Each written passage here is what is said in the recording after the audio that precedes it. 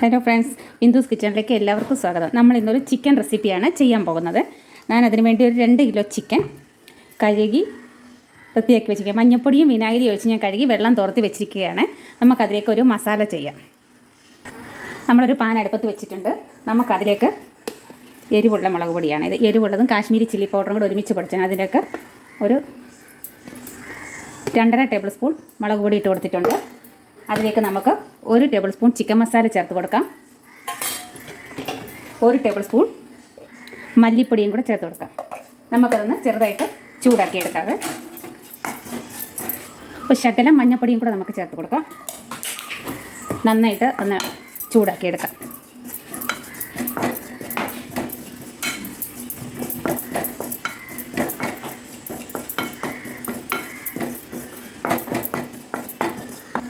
നന്നായി മൂത്ത് വന്നിട്ടുണ്ട്. ഇത് നമുക്കിന്ന് ഗ്യാസിൽ നിന്ന് വാങ്ങി വെക്കാം. നമുക്ക് നമ്മുടെ ചിക്കനിലേക്ക് ചേർത്ത് കൊടുക്കാം.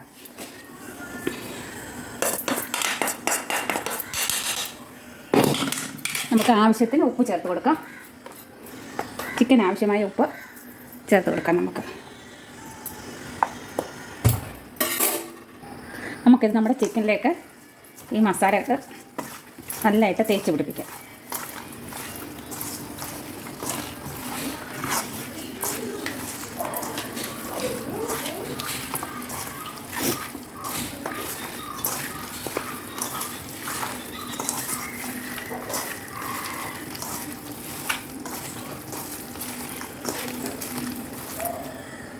നമ്മുടെ മസാലകളെല്ലാം ചിക്കനിലേക്ക് തേച്ച് പിടിപ്പിച്ചിട്ടുണ്ട്.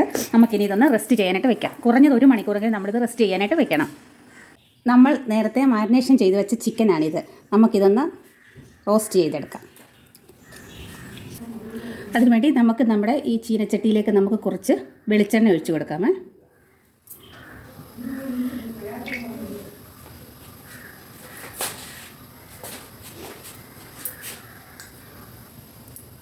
നമ്മുടെ വെളിച്ചെണ്ണ ചൂടായി വരുമ്പോൾ അതിലേക്ക് നമുക്ക് കുറച്ച് കടുകിട്ട് പൊട്ടിക്കാം. കടുകൊന്ന് പൊട്ടി വരട്ടെ. അതിലേക്ക് നമുക്ക് ഒരു ശകലം ജീരകം, ചെറിയ ജീരകം ചേർത്ത് കൊടുക്കാം. പിന്നീട് നമുക്ക് അതിലേക്ക് ചേർക്കുന്ന ഒരു സാധനമാണ് തേങ്ങ. ഇങ്ങനെ നിങ്ങളും ഒന്ന് ട്രൈ ചെയ്ത് നോക്കണേ. കുറച്ച് തേങ്ങ തിരുമിയതും കൂടെ നമുക്ക് ചേർത്ത് കൊടുക്കാം. അങ്ങനെ നമ്മുടെ തേങ്ങ ഒരു ബ്രൗൺ കളറായി വന്നിട്ടുണ്ട്. അതിലേക്ക് നമുക്ക് ഒരു 3-4 മീഡിയം സവാള ചെറുതായിട്ട് കനം കുറച്ച് അരിഞ്ഞെടുത്തിരിക്കുന്നതാണ്. ഇതുകൂടെ നമുക്ക് ഇതിനകത്തേക്ക് ഇട്ട് കൊടുക്കാം.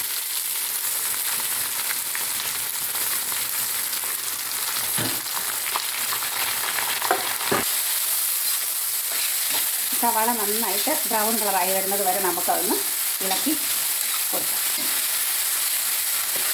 നമുക്കതിലേക്ക് കുറച്ച് ഉപ്പ് ചേർത്ത് കൊടുക്കാം.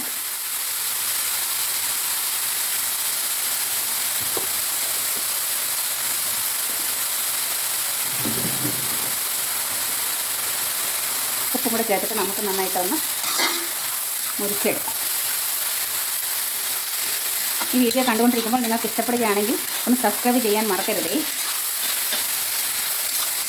നിങ്ങൾ ഇതുപോലെ ഒന്ന് ട്രൈ ചെയ്ത് നോക്കണേ. എന്നും ചിക്കൻ്റെ ഒരേ വിഭവം തന്നെ തയ്യാറാക്കാതെ നമുക്കൊരു വെറൈറ്റി ആയിട്ട് ഒന്ന് തയ്യാറാക്കി നോക്കാം. ഒന്ന് വഴന്ന് വരട്ടെ.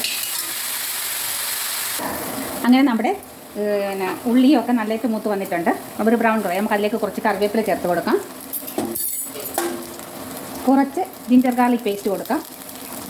ഒത്തിരി വേണ്ട, കുറച്ചിട്ട് കൊടുത്താൽ അതുകൂടെ ചേർത്തിട്ട് നമുക്കൊന്ന് മൂപ്പിച്ചെടുക്കാം.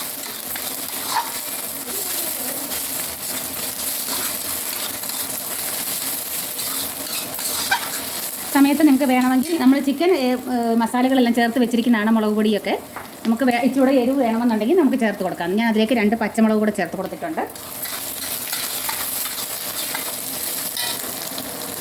ശകലം കുരുമുളക് പൊടി, ഒരു കുറച്ച് മുളക് പൊടിയും കൂടെ ഞാൻ ചേർത്ത് കൊടുത്തിട്ടുണ്ട്. മല്ലിപ്പൊടി നമ്മൾ നേരത്തെ ചേർത്ത് കൊടുത്താണ്, അതുകൊണ്ട് ചേർക്കുന്നില്ല.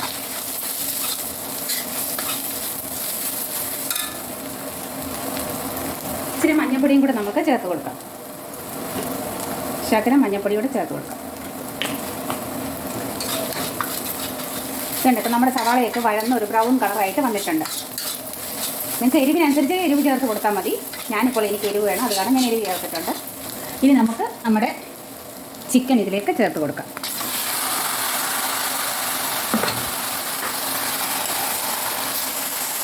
അപ്പോൾ നന്നായിട്ട് ഇളക്കി യോജിപ്പിക്കുക.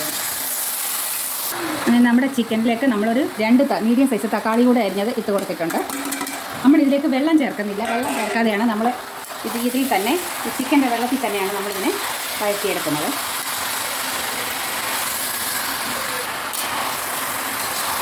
ഇനി നമുക്കിതിനെ ഒന്ന് അടച്ച് വെച്ച് വേവിക്കാം. കണ്ടില്ല, അങ്ങനെ നമ്മുടെ ചിക്കനിൽ നിന്നും വെള്ളമെല്ലാം ഇറങ്ങി വരുന്നുണ്ട്. നമ്മൾ തുള്ളി പോലും വെള്ളം ചേർത്തിട്ടില്ല. ഈ വെള്ളത്തിൽ തന്നെ കിടന്ന് വേണം ഈ ചിക്കൻ വേകാനായിട്ട്. അങ്ങനെ നമുക്ക് ഈ വെള്ളത്തിൽ തന്നെ വേവിച്ച് ഇളക്കി വറ്റിച്ചെടുക്കാം. നമ്മൾ ആ തേങ്ങയുടെ ഒക്കെ ഇട്ടത് കാരണം ഒരു പ്രത്യേക ഒരു ടേസ്റ്റ് ആയിരിക്കും.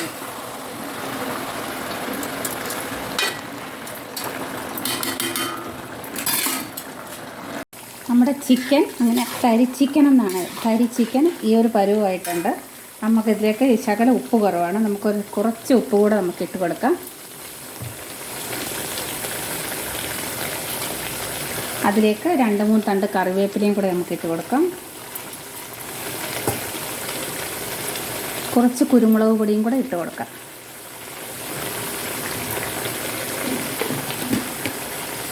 എന്നിട്ട് വീണ്ടും നമുക്കൊന്ന് ഇളക്കി യോജിപ്പിക്കാം.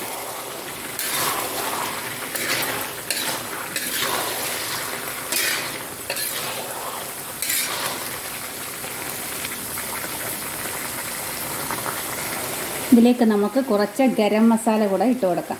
ഇത് ഞാൻ പൊടിച്ചത് ഗരം മസാലയാണ്.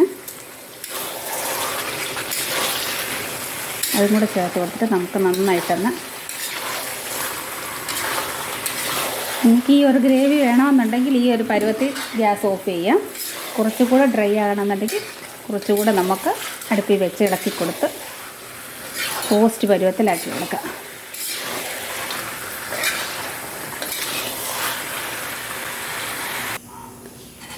അങ്ങനെ നമ്മുടെ ചിക്കൻ ഇവിടെ റെഡി ആയിട്ടുണ്ട്. നമുക്ക് വേണമെങ്കിൽ കയ്യിൽ മല്ലിയില ഉണ്ടെങ്കിൽ ഒരു ശകലം മല്ലിയില കൂടെ ചേർത്തിട്ട് ഒന്ന് ഇട്ട് കൊടുക്കാവുന്നതാണ്. എൻ്റെ കയ്യിൽ ഇപ്പോൾ മല്ലിയില ഇല്ല, അത് കാരണം ഞാൻ ചേർത്ത് കൊടുക്കുന്നില്ല.